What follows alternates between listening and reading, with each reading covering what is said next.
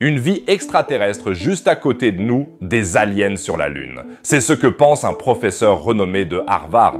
Dans cette vidéo, nous nous rendons ensemble sur la Lune pour savoir si des créatures extraterrestres y attendent vraiment. Si tu l'apprécies, je serais très heureux de recevoir un pouce vers le haut et un commentaire, car cela permettra à l'algorithme de YouTube de montrer cette vidéo à plus de personnes. Merci beaucoup amis et bienvenue.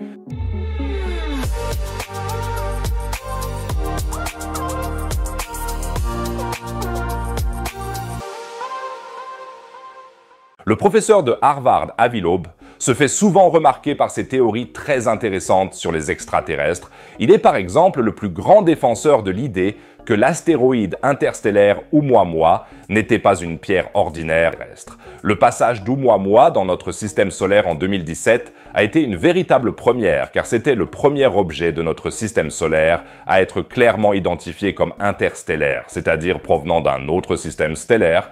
Pour presque tous les autres astéroïdes et comètes de notre système solaire, on est très sûr qu'ils se sont également formés ici, dans notre système. Un objet provenant d'un autre système solaire est donc vraiment spécial. Et la question de savoir si Oumuamua a été envoyé intentionnellement par des extraterrestres s'est naturellement posée.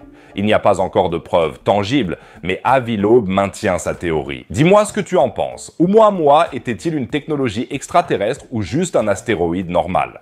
Que l'on soit d'accord ou non avec Avi Loeb, il argumente de manière sérieuse, est professeur à Harvard et est très reconnu dans le milieu de l'astronomie. Il est d'autant plus passionnant qu'il a aussi une autre idée spectaculaire en réserve, et elle concerne notre Lune. Mais cela n'a rien à voir avec le fait que la Lune soit composée de fromage. Malheureusement, c'est plutôt une question d'extraterrestres. Avi Loeb pense qu'il est probable qu'il y ait une vie extraterrestre sur la Lune. Tu as bien entendu, il écrit à ce sujet: l'idée est de considérer la surface lunaire comme une sorte de filet de pêche pour les objets interstellaires qui se sont accumulés au fil du temps et qui pourraient fournir des éléments constitutifs de la vie à partir des environnements habitables autour d'autres étoiles.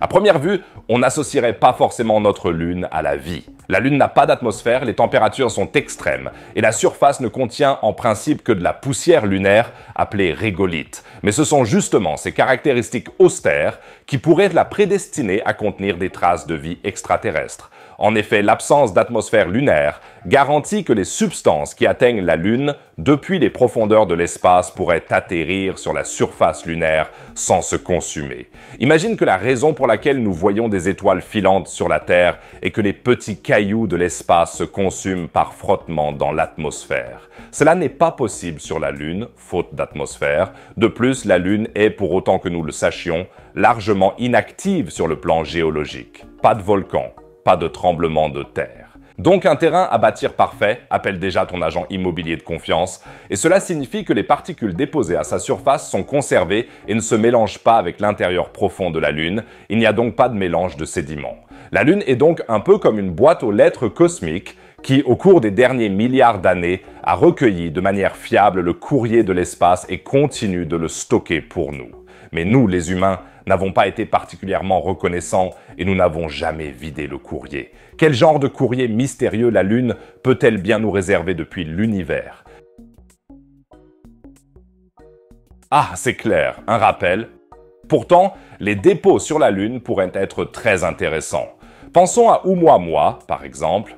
Statistiquement, un grand nombre d'objets interstellaires de ce type sont entrés dans le système solaire au cours des derniers milliards d'années, et si nous en trouvons des dépôts près de chez nous, ce sera sur la Lune. Avi Loeb explique: si les impacteurs interstellaires contiennent les éléments constitutifs de la vie extraterrestre, il serait possible d'obtenir ces biomarqueurs en analysant des échantillons de surface lunaire. L'identification de biomarqueurs à partir de matériaux provenant de la zone habitable autour d'autres étoiles nous renseignerait sur la nature de la vie extraterrestre. Cela semble incroyable, mais c'est tout à fait cohérent. En analysant les roches lunaires, nous pourrions trouver des traces de vie extraterrestre provenant d'autres systèmes stellaires. Certains d'entre vous se demandent certainement si nous ne pourrions pas simplement prendre les échantillons que les astronautes d'Apollo ont ramenés de la Lune sur Terre à l'époque. En théorie, oui, mais il s'agit bien sûr d'une taille d'échantillon limitée et ces pierres sont contaminées depuis longtemps, du fait qu'elles ne se trouvent que sur la Terre. Cela signifie que pour vraiment trouver des traces de vie extraterrestre, extraterrestres dans le régolithe, il faudrait faire les expériences directement sur la Lune. Cela pourrait se produire dans les années à venir, car dans le cadre du programme Artemis, la NASA veut à nouveau envoyer des astronautes sur notre satellite et même établir une base fixe sur la Lune. La seule question qui se pose est de savoir comment nous pourrons alors déterminer si les roches lunaires analysées contiennent des traces de vie extraterrestre. Après tout, nous n'avons aucune expérience sur ce que nous devons chercher exactement. Déterminer une origine interstellaire, c'est-à-dire une origine d'un système stellaire étranger, ne serait pas si difficile. Un écart par rapport au rapport solaire unique des isotopes de l'oxygène, du carbone ou de l'azote suffirait. Mais cela ne suffirait pas à prouver l'existence d'extraterrestres. Mais selon Avi Loeb, il y a de bonnes chances de trouver des biosignatures de vie extraterrestres dans la poussière lunaire. Sur Terre, par exemple, les plus anciens microfossiles contenant des preuves évidentes de cellules biologiques qui vivaient il y a environ 3,4 milliards d'années ont été découverts dans la formation Strehlepool en Australie occidentale. Si l'on considère la période pendant laquelle la Lune existe déjà, il n'est pas impossible que nous trouvions des restes de structures cellulaires extraterrestres sur la Lune qui ont été apportés dans notre système solaire par des objets interstellaires. Et cela pourrait alors répondre directement à l'une des plus grandes questions de l'astrobiologie. Les similitudes entre la vie terrestre et les restes potentiels de vie extraterrestre dans les roches lunaires indiqueraient qu'il existe partout une voie biochimique unique pour la vie. En d'autres termes, la vie est en principe structurée de la même manière partout. Nous saurions alors beaucoup plus facilement quelle signature de vie il faut chercher, comme sur les exoplanètes lointaines. Une telle découverte prouverait également que l'hypothèse de la panspermie est une réalité, c'est-à-dire l'idée que la vie peut se propager à travers l'espace entre les systèmes stellaires. Cela pourrait même signifier que la vie sur Terre est venue d'ailleurs à l'origine. Et bien sûr, il serait encore plus excitant de trouver des traces d'appareils technologiques qui se sont écrasés à la surface de la Lune il y a des milliards d'années. Avi Loeb y croit et dit Cela équivaudrait à une lettre d'une civilisation extraterrestre disant « Nous existons ». Sans jeter un coup d'œil dans notre boîte aux lettres, nous ne saurions jamais qu'un tel message est arrivé. Quoi qu'il en soit, cela vaut vraiment la peine d'essayer, car l'autre alternative serait d'aller vraiment dans des systèmes stellaires inconnus et d'y prélever des échantillons sur place, ce qui prendrait plusieurs millénaires dans l'état actuel de la technologie. Notre voisine Proxima Centauri est à elle seule à 4,2 années-lumière. Si les sondes voyagées, qui sont très rapides, se dirigeaient vers Proxima du Centaure, il leur faudrait encore plus de 60 000 ans.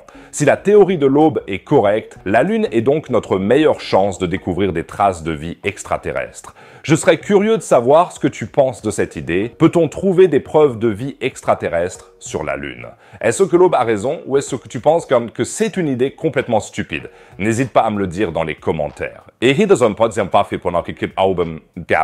Nous pourrions donc trouver des traces d'extraterrestres sur la Lune, mais comment détecter des civilisations extraterrestres entières dans l'immensité du cosmos? C'est là que le télescope James Webb pourrait nous aider et il a fait une découverte incroyable peu après le Big Bang qui ébranle toutes nos théories sur le Big Bang et l'évolution du cosmos. Tu peux voir ce que James Webb a filmé exactement dans la vidéo affichée. N'hésite pas à cliquer dessus pour voyager avec moi des milliards d'années en arrière. Et si tu veux soutenir mon travail, n'hésite pas à parcourir la boutique Astro. Tu y trouveras les t-shirts des vidéos de véritables météorites et bien plus encore. Chaque achat m'aide beaucoup. Sinon, je dirais à la prochaine vidéo. Au revoir les amis.